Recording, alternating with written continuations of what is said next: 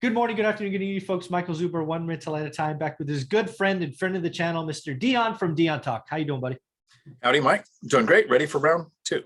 Absolutely, man. So one of the things that you know, and others who have watched my channel for a while, I picked a couple of markets and actually picked this market as the #1 bubble market and one that was probably ripe for some adjustment. And lo and behold, you spent a week in the state and you have some, some information from being on the ground, not some pretty chart that's a month or two old, but you were on the ground talking to real estate agents and other folks. So what state, what city were you in, and what'd you find out? So the really cool thing about this video for me today is normally, and it sounds weird to say, my goal is to be humble. I am an average person who pulled off financial freedom. I had these barriers, these challenges, and here I got there. And so normally I interact with you and Matt, the lumberjack landlord, and I watch your content, and I get to go, here's how Mike's right. One rental at a time, slow, consistent, buy it over time. It's not get rich quick, it's get wealthy for sure. Get to 4 and your life changes. You went from single family to multifamily, back to single family. You got the timing of the markets right, like all of the things you've gotten right. This is the one time where we both said something, and so I said it this time too. And I get to say I was right. Like this is one of those times where I pulled the rabbit out of the hat and it's like, hey, I got this right. I got it right. Yay! But for since November, my trucking company has been putting a campus in Twin Falls, Idaho. Okay. So I've been going to Idaho. I was looking at small multifamily, looking at house hacking at a distance. So I'd have my fourplex that's paying me here and a fourplex that's paying me there, and I'd go back and forth. Nice. Okay. Makes sense. Across the country, we've been seeing massive appreciation. And in some areas like San Diego and Seattle, we're seeing 30% appreciation. In others, it's 19 to 24. So that's a huge compared to the 4 or 5% every year we normally see. Boise, Idaho was growing exponentially. I mean, it was just a ton of people were moving there. And you called it. This is a bubble state. It's growing so fast, it's unsustainable, all the normal reasons. But this is what I said in November. A lot of people are leaving the coast because of politics. So they're going to Idaho because their politics align with it. There might be a reason why a truck driving school would be putting a campus there, because the politics align with small business. Maybe. Just a thought. Just a thought. I'm just saying. Here. Just saying.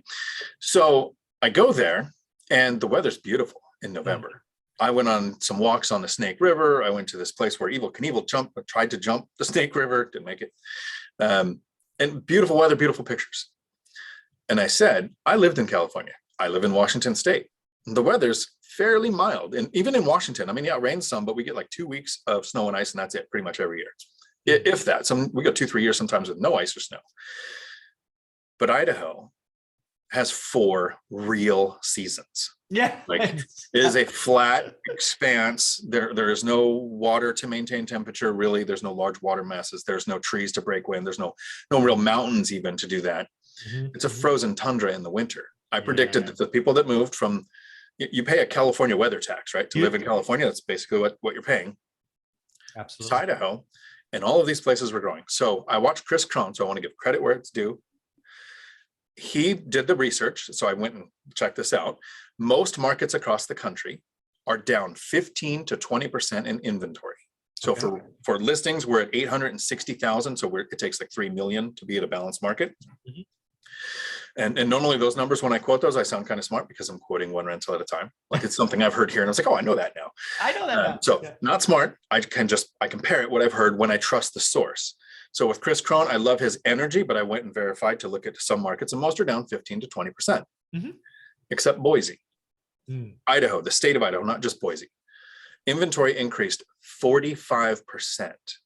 I saw one number that said 55, but 45. I've heard a couple of, when I talked to the agents there, they were like, yeah, we've got all these extra listings, because a ton of people just experienced the worst temperature storm of the decade. So 10 years, this was the worst winter with all these people moving there. So not so much a bubble because of price, but a bubble because of physics. I was there last week. I'm back in Washington today. I took pictures of frozen waterfalls. That doesn't happen in California. And not just water with water going over ice. I mean, literally, it's just the river is frozen. Wow.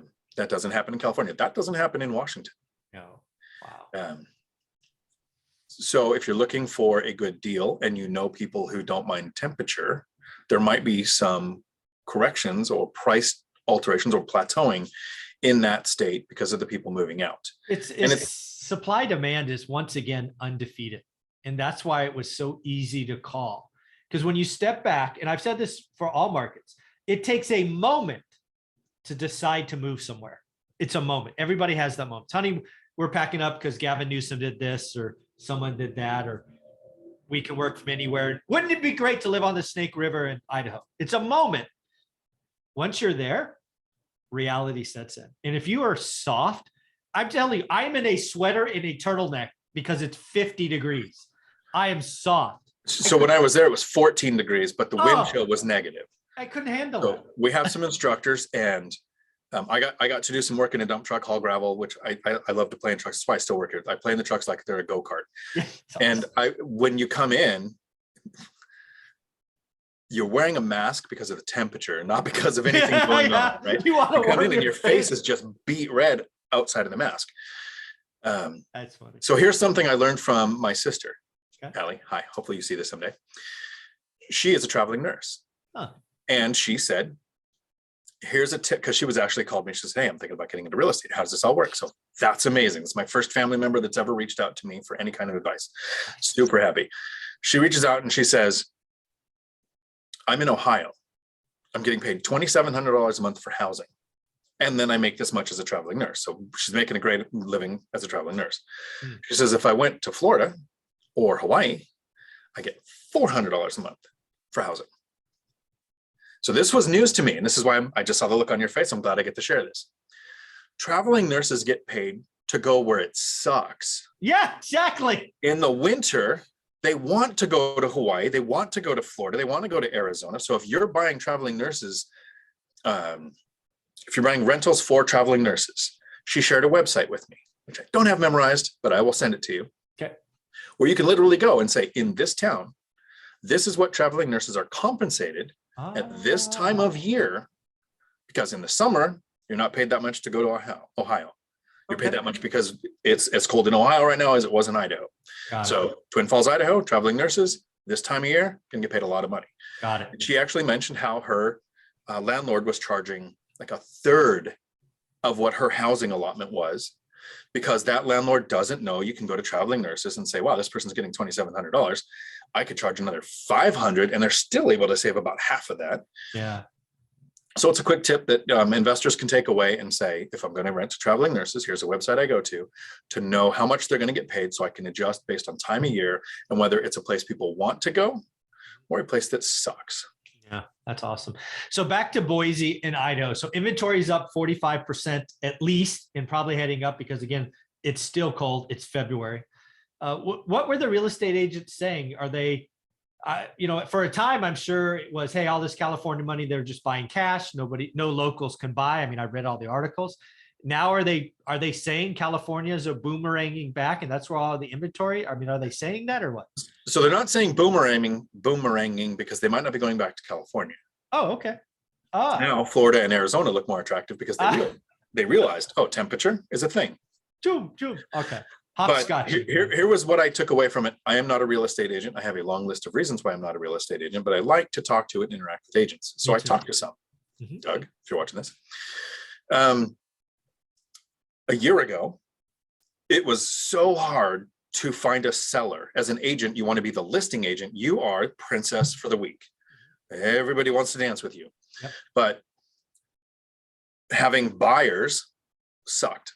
You're making offer after offer after offer that just gets chomped with, stamped down with cash offers, over asking offers, waiving contingencies. So the goal for an agent a year ago was, the golden nugget was to find a seller. Not to find a buyer, because eventually some buyer will buy a deal, but it might not be the one you're working with. But every time you connect with a seller, they're going to sell. Like they're going to get the over asking offer. They're going to get the waiving contingencies. They're going to get the strongest buyers. Well, that's shifting now. Okay. Increase in inventory of 45% means there's more sellers. Right. So the agent, and I'm not saying that the agents can kind of sit back and go, okay, now we can relax and do this, but now there's actual, it's not balanced, but it's easier to find a seller, which makes it easier to be an agent in that market right now. Yeah, and again, I've been in this environment before, never in Boise or Idaho, but the situation is the same. Once the inventory kind of comes back like this, it becomes a self-fulfilling kind of cycle. More inventory begets more inventory, and it will get back to balance. And if history is any indicator, it'll swing the other way, right? It doesn't stop magically at balance. It swings one way or the other. Add on top of that higher rates going forward. It's very likely, again, I called it, I think in November, October, that Boise will be one of the few markets that's negative in 2022. It's probably going to be negative in 2022 because of this. Well, the really cool thing with that pendulum is currently, if you said, I want the seller to pay all the closing costs, Mhm. people are going to laugh.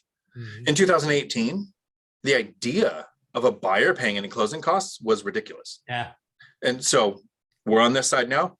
That's some, maybe not as much of a price correction, but I think at some point sellers are going to start saying, and when that happens with more inventory, Mhm. some of the closing costs can be covered by the seller, half, and then eventually all of it again. That's the back and forth pendulum. Absolutely. So, well, as we wrap this session up, did you see any fourplexes that you were excited about, or are you waiting for the summer and more inventory? What's Dion doing with this next house hack? I think Dion's going to visit his Idaho campus a lot less in the winter than in the summer. And he's going to figure out how to talk in the third person. But sorry, I don't know. Yeah, the weather was an eye opener for me. I'm a desert rat. I grew up in the high desert of California. I was in Palmdale and Roseman is where I grew up. Yeah. I literally joined the Marines to try to get out of the desert, one of the reasons, and they put me in 29 Palms. So I moved to Washington because of the rain. And when the first couple of times I went to Idaho to put this campus in, it was October, November, and I was like, hey, this is kind of nice. Beautiful place. They got a nice fall. Yeah, so I don't know. You don't know. Okay. If I do buy, it will be a house hack where I just have a room. Yeah. That unit will be rented out because I won't be there very much. Yeah, I gotcha. Well, Dion, we will talk to you later in the day with the Three Amigos. Thank you very much. Thanks for all you do. And thank you for your service as well. Thanks for your support. You got Ciao. it.